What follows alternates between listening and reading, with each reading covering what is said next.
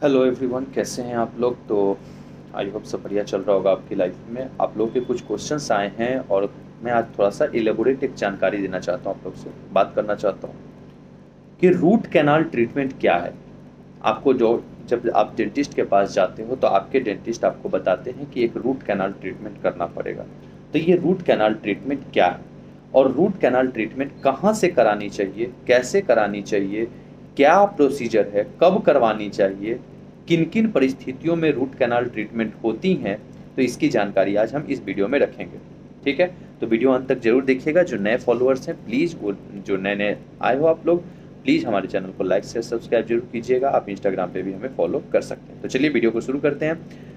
Root canal treatment, root canal treatment actual में क्या है कि नसों का इलाज है। ठीक है, रूट कैनाल ट्रीटमेंट में हम क्या करते हैं कि जब आपके दांतों के नीचे पस बन गया हो या रात में दांतों में बहुत तेज दर्द हो रहा हो, ठीक है, जो असहनीय पेन हो वो, या ठंडा या गर्म लगता हो, इस कंडीशन में हम रूट कैनाल ट्रीटमेंट करते हैं।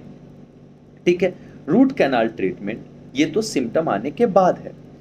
कभी कभी क्या होता है कि हम इंटेंशनली भी करते हैं। वो रीजन ये है कि आपको बहुत ज़्यादा ही ठंडा या गर्म लग रहा है दांतों में, तो उस कंडीशन में हम इंटेंशनली आरसीटी करते हैं। ठीक, ये जो रूट कैनाल ट्रीटमेंट होता है, रूट कैनाल ट्रीटमेंट में हम दांतों के बीच में एक एक्सेस ओपनिंग करते हैं, एक जगह बनाते हैं जहाँ से हमारा फाइल जाता है, और फाइल के थ्रू हम सारे के सारे जो अंदर में नसें हैं जिनकी वजह से आपको पेन हो रहा है, उन नसों को निकाल देते हैं। जब कीड़ा बहुत ज़्यादा लग जाता है, आपके नसों को डैमेज कर चुका होता है, उस कंडीशन में भी हम ये करते हैं।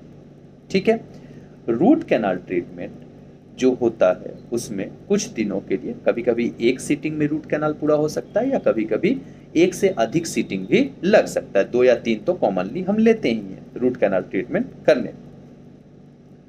रूट कैनाल ट्रीटमेंट, बहुत सारे लोग ये कहते हैं कि रूट कैनाल ट्रीटमेंट कितने दिनों तक चलेगा। देखिए, रूट कैनाल ट्रीटमेंट बहुत दिनों तक चल सकता है अगर अच्छे से किया गया, कोई दिक्कत नहीं होती।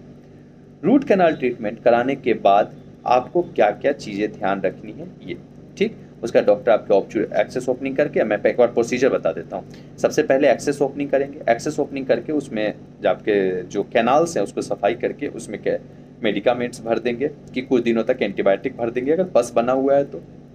और अगर पस बना हुआ है, ठीक हो जाता है, तो आपको बुला करके उसको रिमूव करके ऑब्चुरेट करके आपको परमानेंट करके भेज देंगे आपको घर पे। अब आपको क्या क्या प्रिकॉशन रखनी है और कितने दिनों के बाद आप खाना खा सकते हैं। देखिए, जैसे ही पेन सबसाइड हो जाता है आप खाना खाना चालू कर सकते हैं। खाना आप दूसरे तीसरे दिन से भी चालू कर सकते हैं अगर आपका पेन सबसाइड हो गया है तो।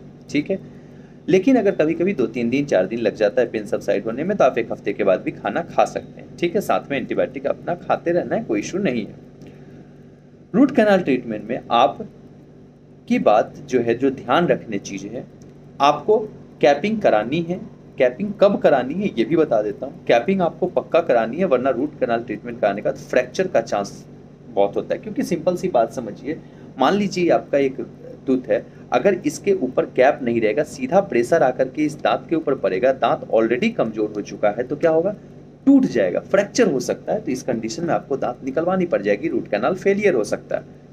तो इसलिए आपको रूट कैनाल कराने के जस्ट बाद आपको कैपिंग करा लेनी चाहिए। कैपिंग आप कोई भी करा सकते हैं, चाहे वो जिरकोनिया का हो, चाहे वो आप पीएफएम करा ले, पोर्सिलेन फ्यूज मेटल, या पूरा मेटल का करा ले, वो आपके ऊपर है। इसके लिए हम एक वीडियो अलग से अपलोड कर देंगे कि कौन सा अच्छा होता है, किस में क्या कॉस्टिंग आती है, इस पर हम पूरा वीडियो एक इलोबरेट में बात कर लेंगे।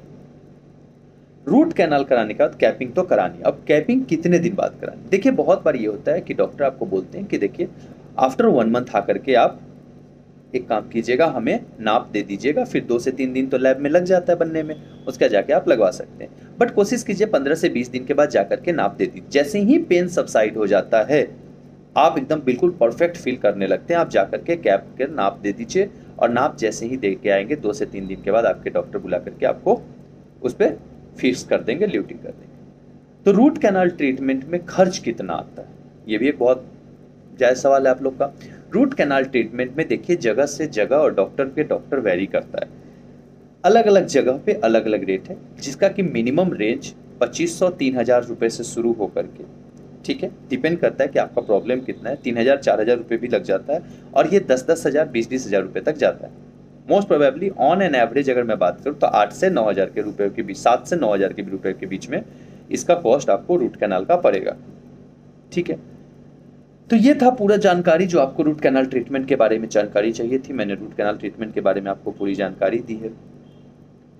आई होप कि आपको सारी चीज़ें समझ में आई होंगी, और किसी भी तरीके का आपको अगर डाउट है तो आपको स्क्रीन पे नंबर शो हो रहा होगा, इस नंबर पे आप मुझे कांटेक्ट कर सकते हैं। अपॉइंटमेंट आप मेरे से ले सकते हैं, टेलीफोनिक अपॉइंटमेंट भी ले सकते हैं।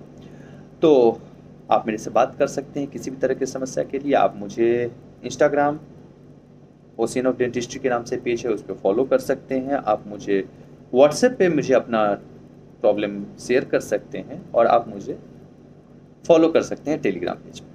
आई होप कि अब आपके सारे क्वेश्चंस का आंसर मिल गया हो। तो प्लीज़ अपने डेंटल विजिट्स कराते रहें। Thank you, that's all. और चैनल को लाइक शेयर सब्सक्राइब जरूर।